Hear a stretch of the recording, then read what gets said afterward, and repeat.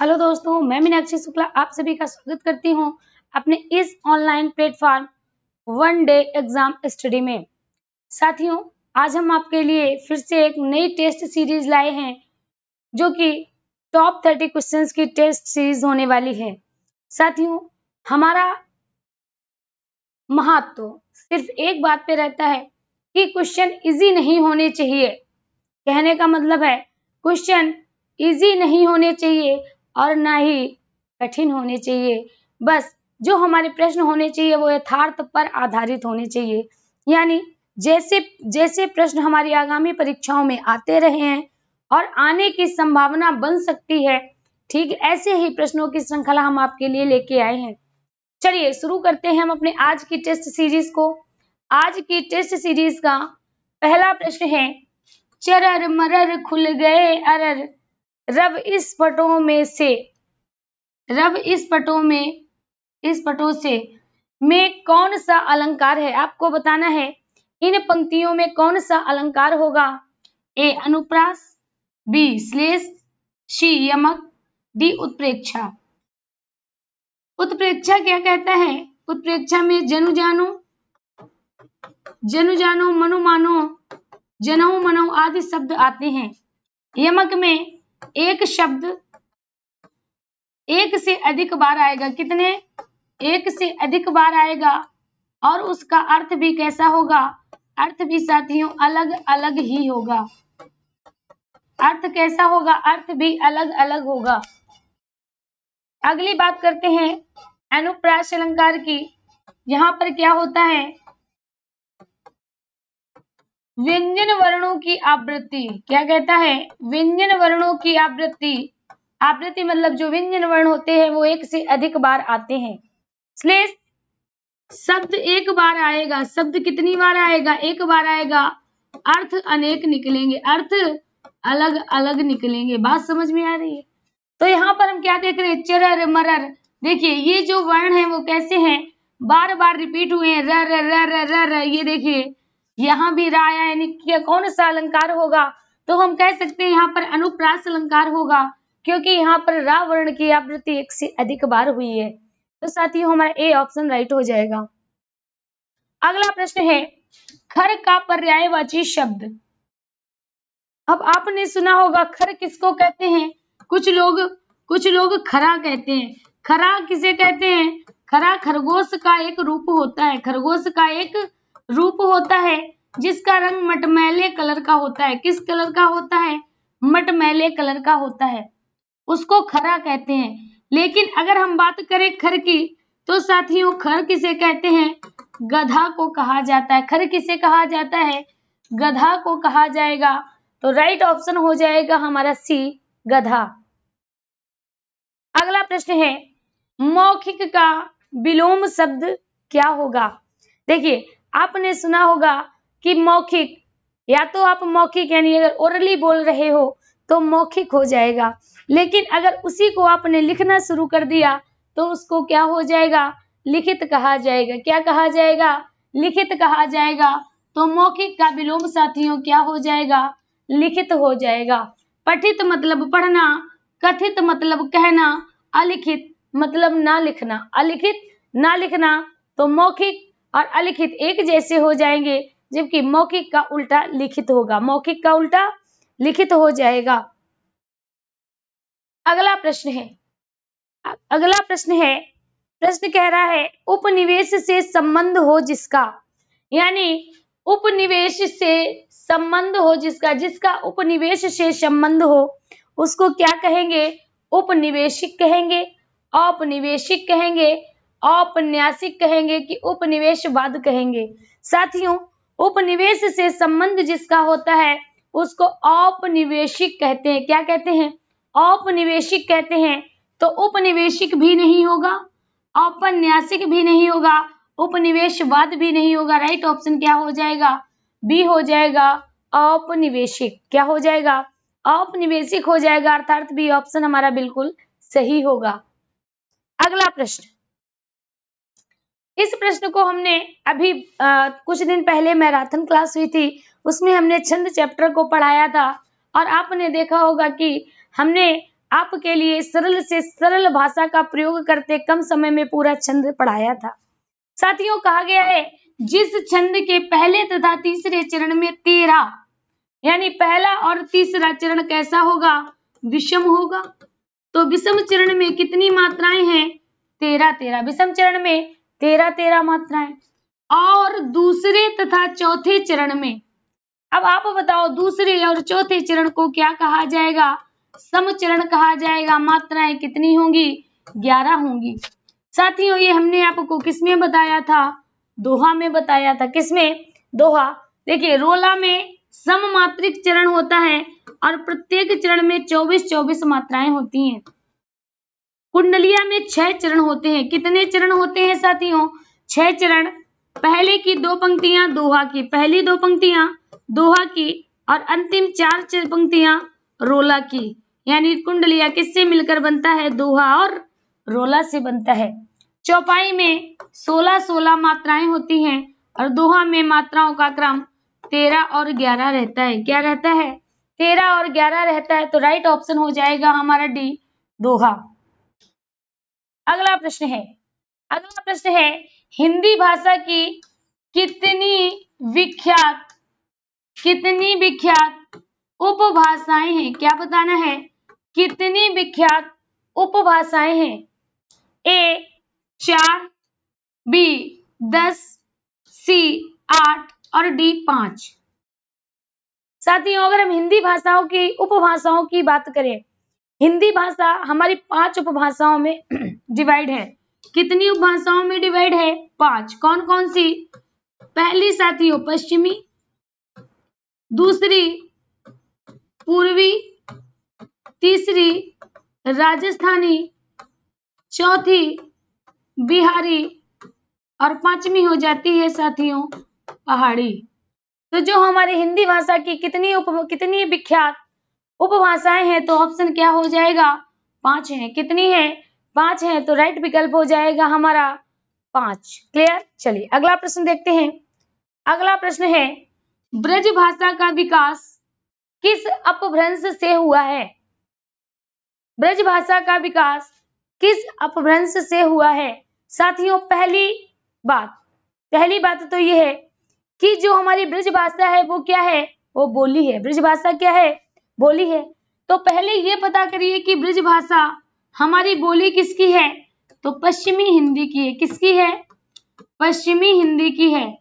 कारण हमने आपको ट्रिक बताया था, क्या? बाम्बू कौ कब्र बताया था ना। ब्रा मतलब ब्रज भाषा, बा मतलब ब्रज भाषा।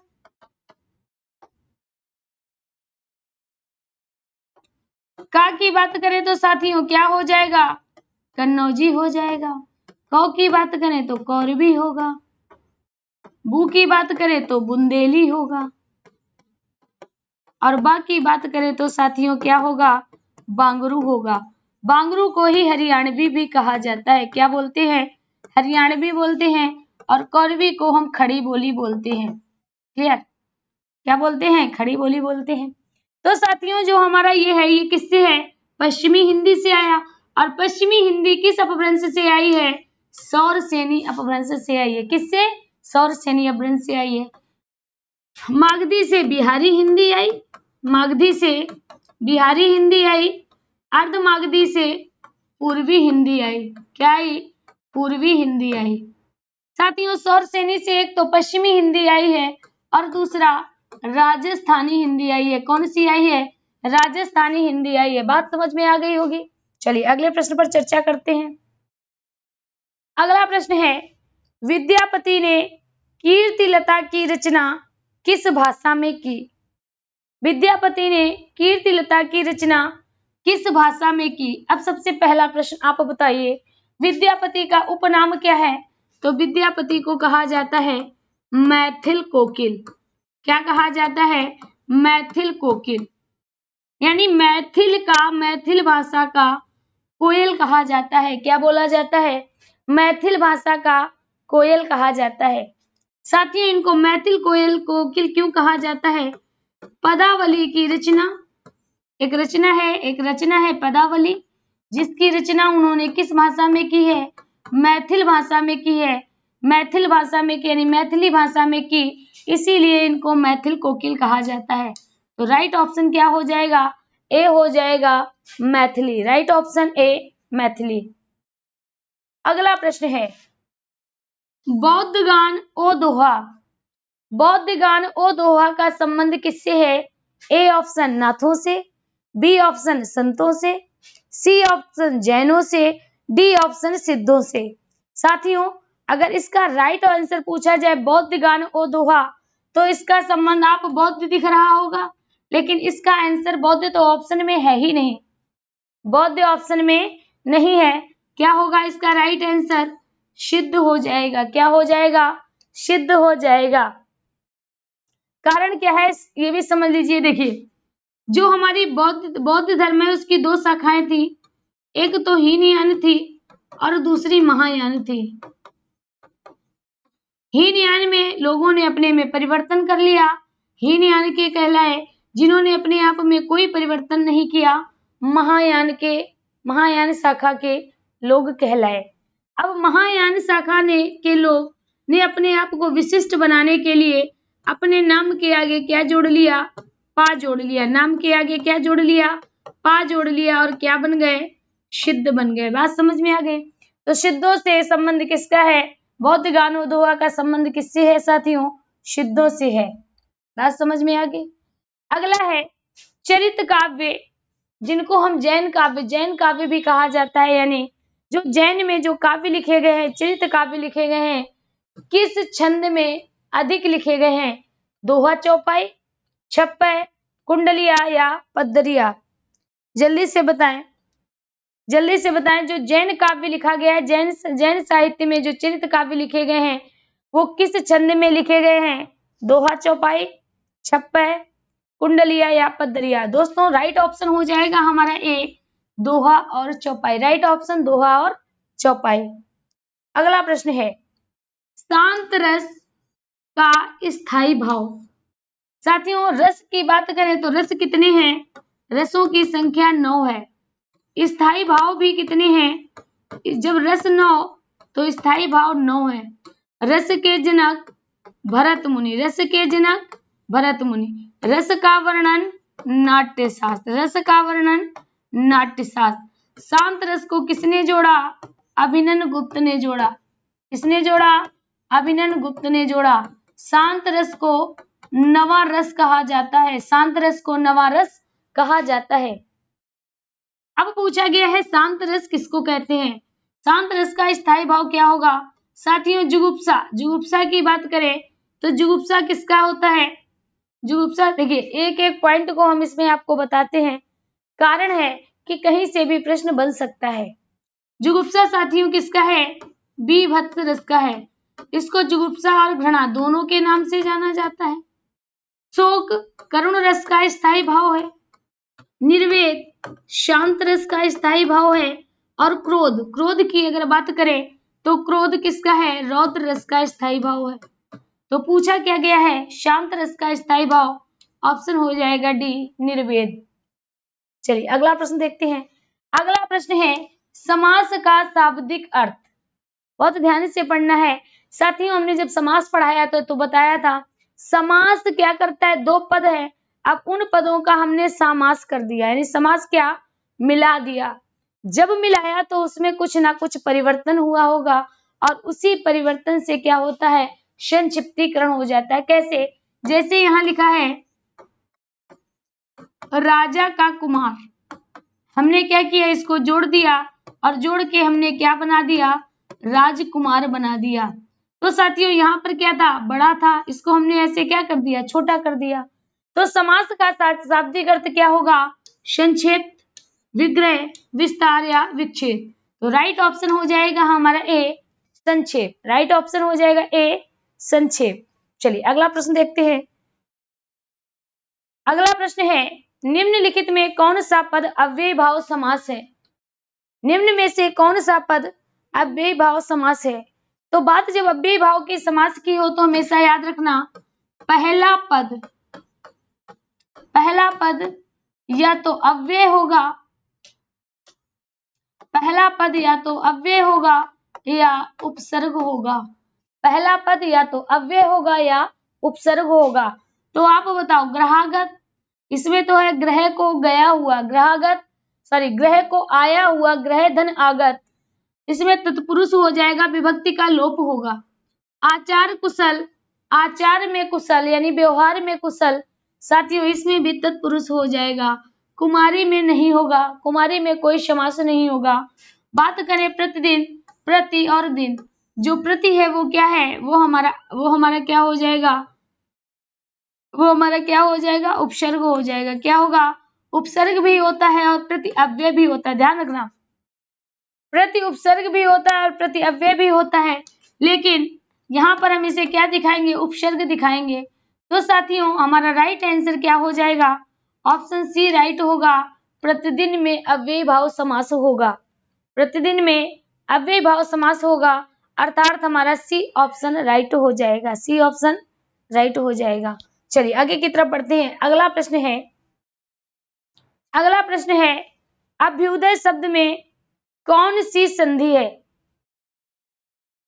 प्रश्न पूछा गया है अभ्युदय में शब्द में कौन सी संधि है। ए गुण, बी अयाधि, सी यड़, डी दीर्घ। बात ध्यान से सुनना है, यहाँ पर क्या लिखा है देखिए, या आया है और या से पहले वर्ण कैसा है, जो भा है, भा हमारा कैसा है, आधा है, कैसा है, आधा है। तो आप बताओ, क्या हमने बताया कि कहीं पर अगर वर्ण आधा है, इसके बाद यारा लावा है, तो वहां पर क्या हो जाएगा, वहां पर हमारी यड़ संधि होगी। जब हम इसको अलग अलग करेंगे तो या ई में, रारी में, ला हमारा ला में और वा ऊ में बदल जाएगा। वह किस में बदल जाएगा, ऊ में बदल जाएगा। चलिए संधि करते हैं। सबसे पहला जो आधा है उसको पूरा करो, भा आधा है, हमने उसको पूरा कर दिया। या से जुड़ा है तो ई में हो जाएगा, यानी क्या हो जाएगा, अभी हो जाएगा। साथियों यहाँ तक कंप्लीट हो गया। अब क्या बचा, छोटा ऊ दय, तो क्या हो गया, अभिधन उदय, तो राइट ऑप्शन क्या हो जाएगा, यड़। अब बात करते हैं गुण संधि कहाँ होगा, जहां पर ए और ओ की मात्रा हो, अर या अल हो, वहां पर क्या हो जाएगा, गुण हो जाएगा। दीर्घ संधि बड़ा हो, बड़ी ई हो, बड़ा ऊ हो, दीर्घ हो जाएगी। अयाधि, आए आए, अब आब, साथियों जहां पर अय आए अब आब हो, वहां पर क्या हो जाएगी, हमारी अयाधि संधि हो जाएगी। तो राइट ऑप्शन हमारा क्या हो जाएगा, सी हो जाएगा, यड़ संधि। क्या हो जाएगा, यड़ संधि हो जाएगा।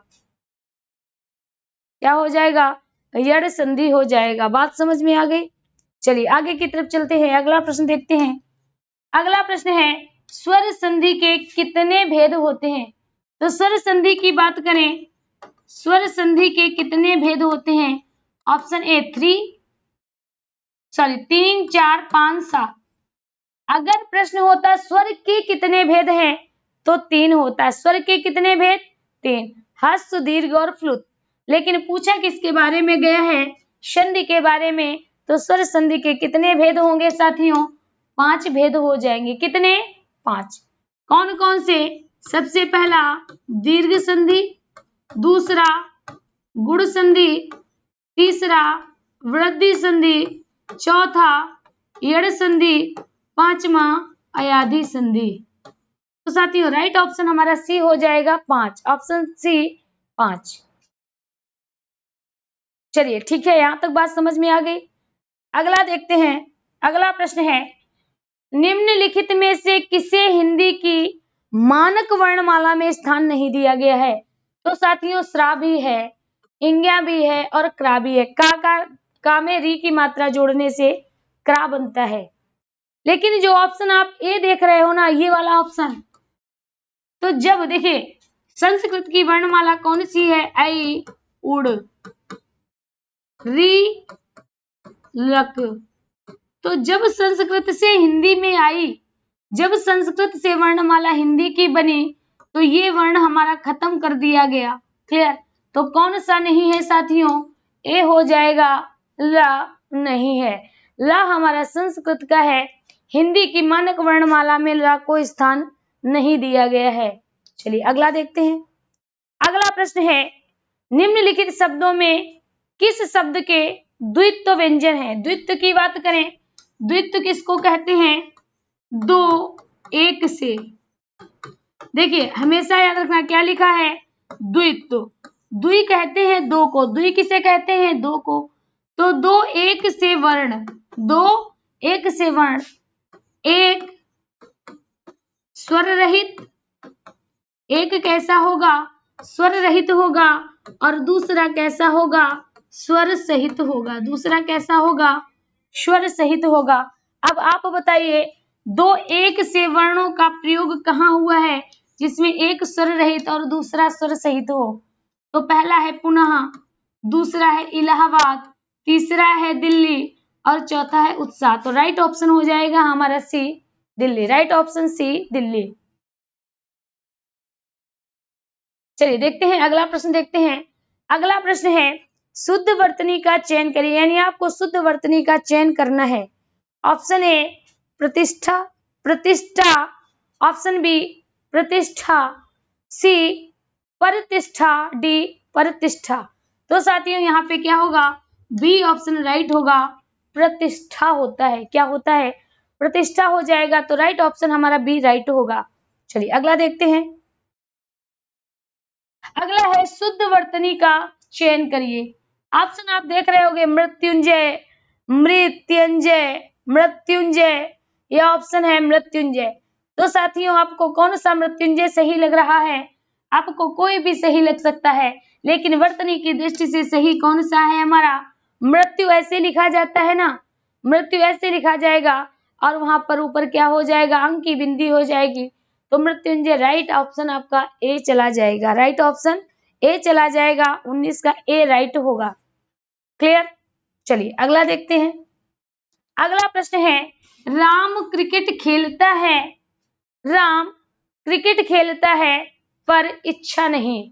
यानी यहाँ पर किसके विषय में बात हो रही है? दो करता है, कौन कौन से? एक तो राम है और दूसरा इच्छा। हम कह सकते हैं राम क्रिकेट खेलता है लेकिन इच्छा क्रिकेट नहीं खेलती है। दो को एक बना दिया गया, दो वाक्यों को एक वाक्य बनाकर किससे जोड़ दिया गया? पर से। बात समझ में आई? तो यहाँ पर साथियों हम क्या देख रहे हैं? दो करता है, और दो कर्ता होने के कारण ये क्या हो जाएगा? संयुक्त वाक्य। दो कर्ताओं को कौन जोड़ रहा है? पर जोड़ रहा है कि राम क्रिकेट खेलता है लेकिन इच्छा नहीं खेलती है। तो ऑप्शन बी हमारा राइट होगा। अगला प्रश्न है, अगला प्रश्न है, निम्न में से कौन विराम चिन्ह का प्रकार नहीं है? निम्न में से कौन विराम चिन्ह का प्रकार नहीं है? तो साथियों निर्देशक होता है। निर्देशक, निर्देश दिए जाते हैं, निर्देशक का प्रयोग होता है। निर्देशक का अगर हम बात करें तो निर्देशक चिन्ह का प्रयोग इस तरह से होता है। ये विवरण चिन्ह है। ये कैसा है? विवरण चिन्ह है। निर्देश को ऐसे देते हैं। लाघव इस तरह से है, विवरण इस तरह से है, लेकिन उपदेशक चिन्ह नहीं होता है। तो सी ऑप्शन हमारा राइट हो जाएगा, उपदेशक। अगला प्रश्न है, अगला प्रश्न है, रचना या बनावट के आधार पर। अगला प्रश्न है, प्रश्न बहुत सरल है। क्या पूछा गया है? पूछा जा रहा है रचना या बनावट के आधार पर शब्दों के प्रकार हैं। रचना या बनावट के आधार पर शब्दों के प्रकार है। तो आप बताइए, क्या हमने बताया नहीं था कि रचना या बनावट के आधार पर शब्दों के कितने प्रकार थे? तो साथियों 3 थे। कितने? 3। पहला रूढ़, रूढ़ जिसके टुकड़े किए जा सके, रूढ़ जिसके टुकड़े किए जा सके, रूढ़। दोस्तों दूसरा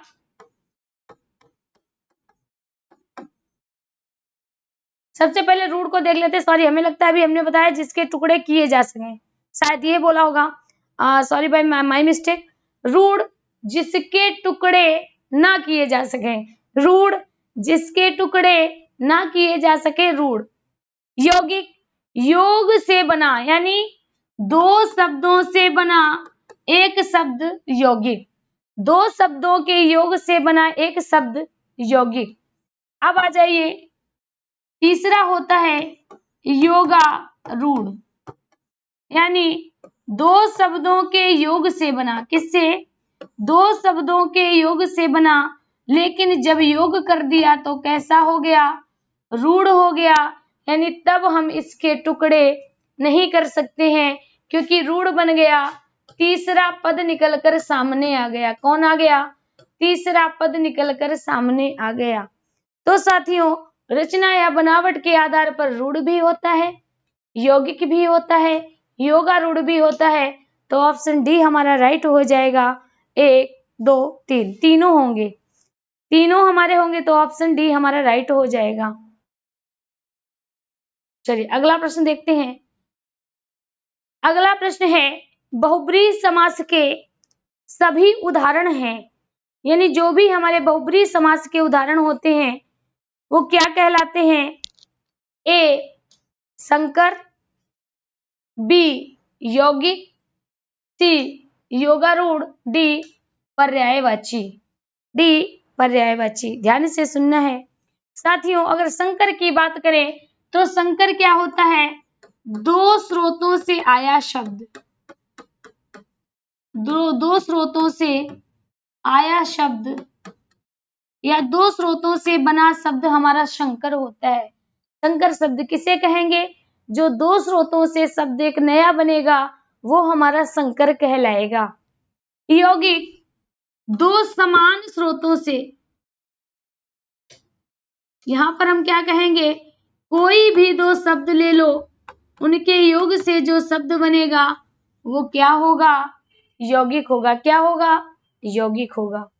लेकिन योगारूढ़ की बात करें तो दो हमने शब्द ले लिए, जब इनको जोड़ा तो तीसरा पद आया। क्या आया? तीसरा पद आया। जो तीसरा पद आया वो हमारा कैसा हो गया? रूढ़ हो गया।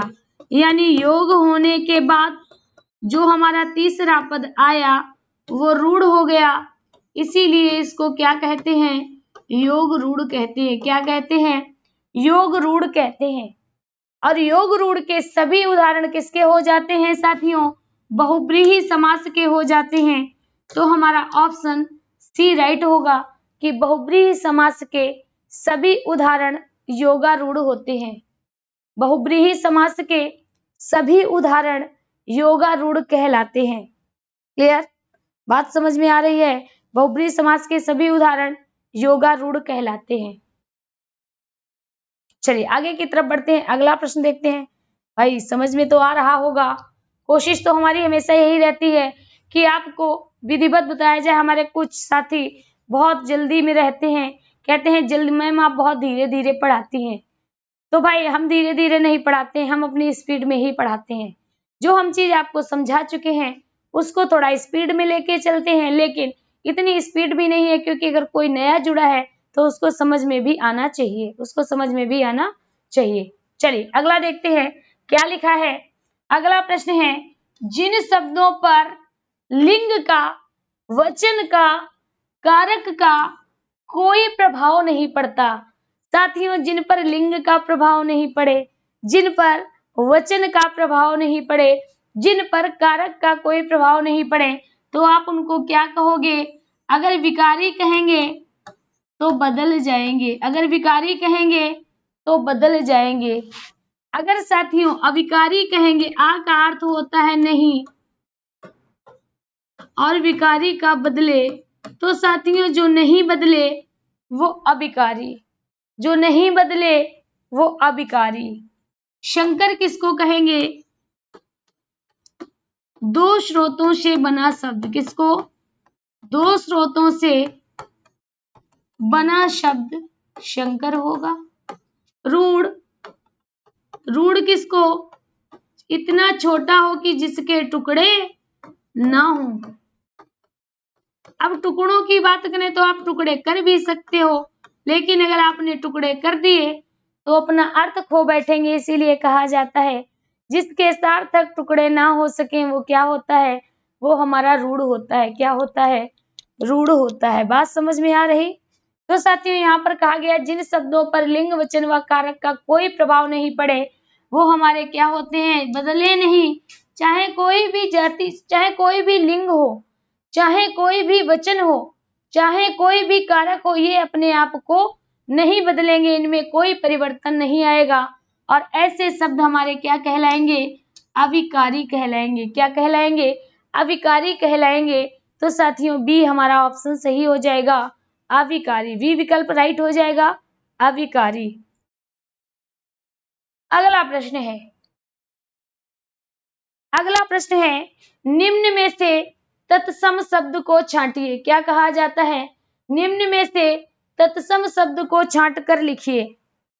जल्दी से देखिए, A option Jamuna, B option जजमान, सी ऑप्शन रक्षा, डी ऑप्शन वेदना।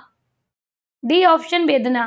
तो साथियों जल्दी से बताएं सही विकल्प हमारा क्या होगा, ए जमुना, बी जजमान, सी रक्षा, डी वेदना। हमको ढूंढना क्या है, हमको ढूंढना तत्सम है। तत्सम मतलब संस्कृत का शब्द। क्या ढूंढना है, संस्कृत का शब्द ढूंढना है। कोई बात नहीं, कोई बात नहीं, मिल जाएगा। कैसे मिलेगा वो देखते हैं। साथियों जमुना तो लोग कहने लगे, लेकिन शुद्ध शब्द क्या है, यमुना है। यानी लोगों ने इसका परिवर्तन कर दिया, तो ये तो हमारा तद्भव है। अब आ जाइए जजमान।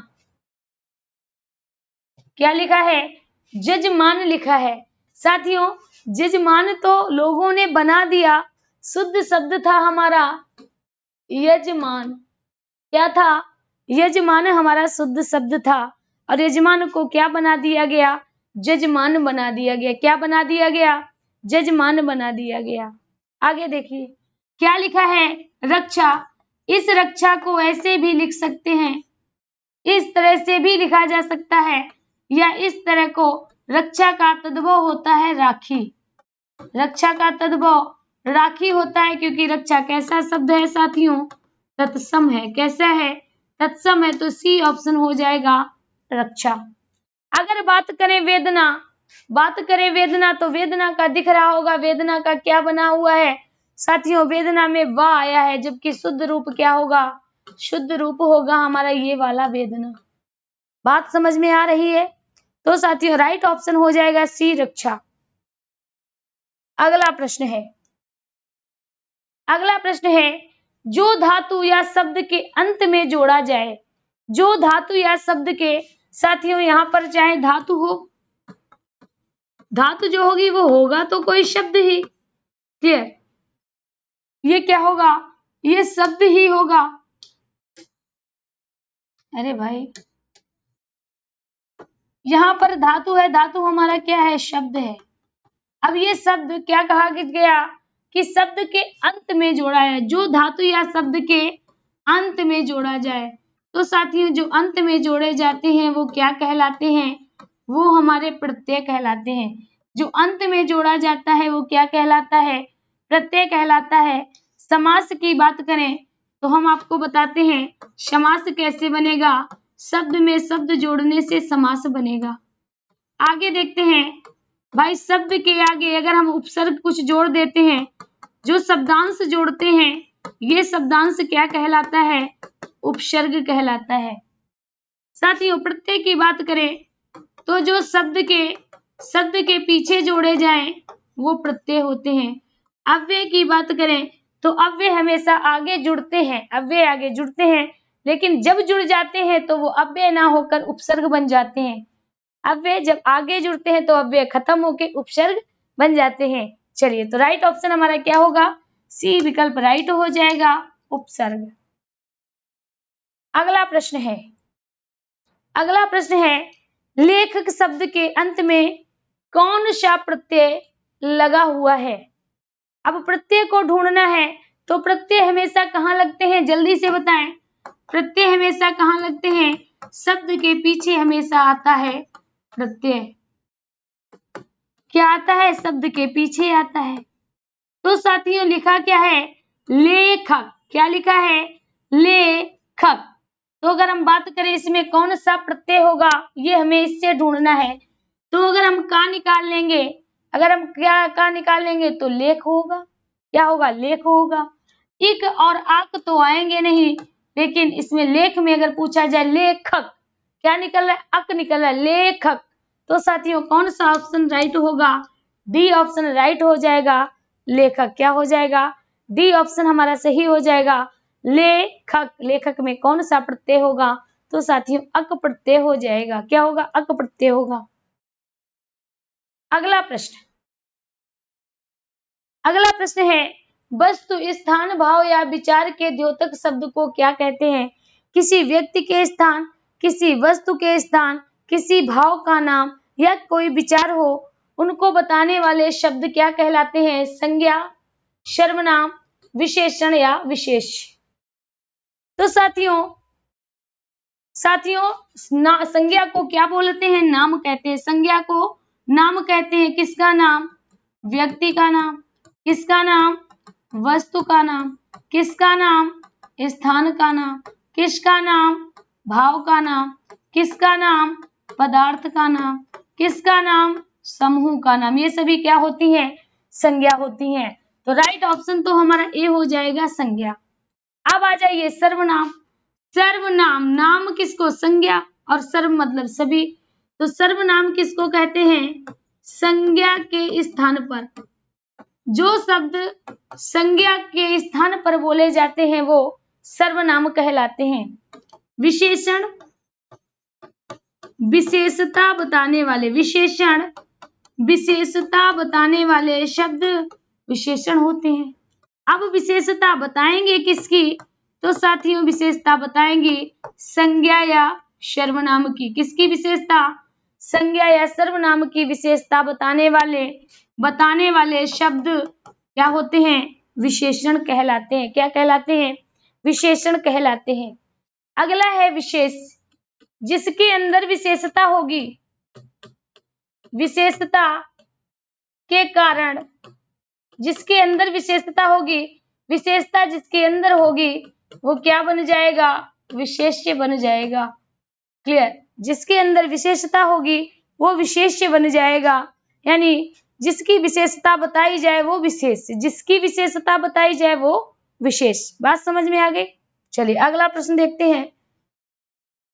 अगला प्रश्न है साथियों, भाववाचक संज्ञा बनाइए। प्रश्न आपसे पूछा जा रहा है, कहा जा रहा है भाववाचक संज्ञा बनाइए। भाव जिससे आपको, जिससे भाव मालूम होना चाहिए, यानी कोई भाव प्रकट हो। तो पहला है लड़कापन, यानी सभी में क्या है? लड़का है जातिवाचक संज्ञा। लड़का क्या है? जातिवाचक संज्ञा। और इससे हमें क्या बनाना है? भाव बनाना है, भाववाचक बनाना है। तो पहला है लड़कापन, वी है लड़काई, सी है लड़कपन और डी है लड़काईपन। डी क्या है? लड़काईपन। अब साथियों लड़का का क्या है? लड़का का भाव क्या है? लड़कपन। लड़कापन नहीं होगा, लड़कापन नहीं होगा, लड़काई नहीं होगा, लड़काईपन नहीं होगा। क्या होगा? लड़कपन। जैसे बच्चा का भाव, बच्चा का भाव क्या हो जाएगा? बच्चा का भाव हो जाएगा साथियों बचपन। बच्चा का भाव बचपन। बात समझ में आ गई? ठीक वैसे ही लड़का का भाव लड़कपन हो जाएगा। आज की सीरीज का अंतिम प्रश्न है, अंतिम प्रश्न है गीदड़ का स्त्रीलिंग क्या होगा? जल्दी से बताएं, गीदड़ का स्त्रीलिंग क्या होगा? ये प्रश्न बहुत बार पूछा गया है और बहुत बार इसका आंसर भी अलग अलग माना गया है।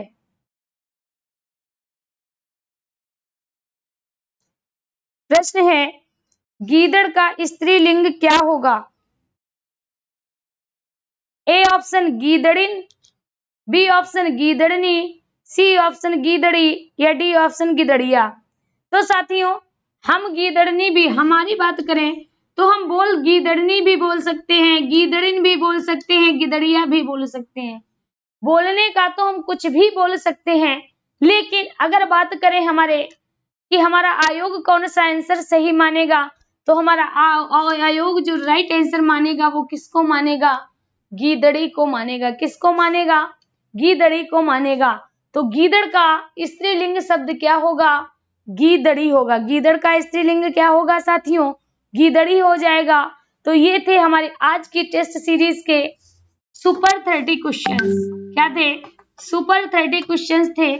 आशा है कि ये टेस्ट सीरीज आपको बहुत अच्छी लगी होगी, क्योंकि हमारा उद्देश्य रहता है कि टेस्ट सीरीज को हम ना तो ज्यादा कठिन बनाएं और ना ज्यादा सरल बनाएं। जो यथार्थ है यथार्थ को लेके चलें।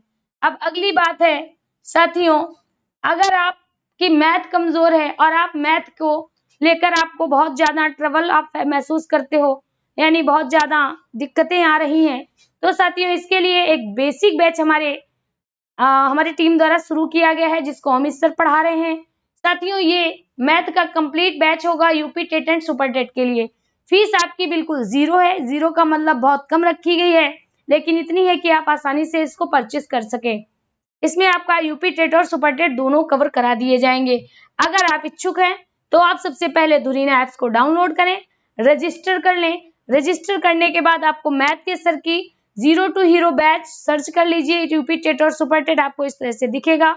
इसके बाद आप बाई कर लें और आपको ये बैच मिल जाएगा। क्लासेस शुरू हो चुकी हैं, तो बिना एक पल का समय गवाए अगर आप चाहते हैं अच्छे नंबर लाना तो प्लीज इसको ज्वाइन कर लें। बाकी जो हमारी क्लासेस चल रही हैं उनमें कोई कटौती नहीं होगी, सारी क्लासेस पहले की तरह ही आपको दी जाएंगी।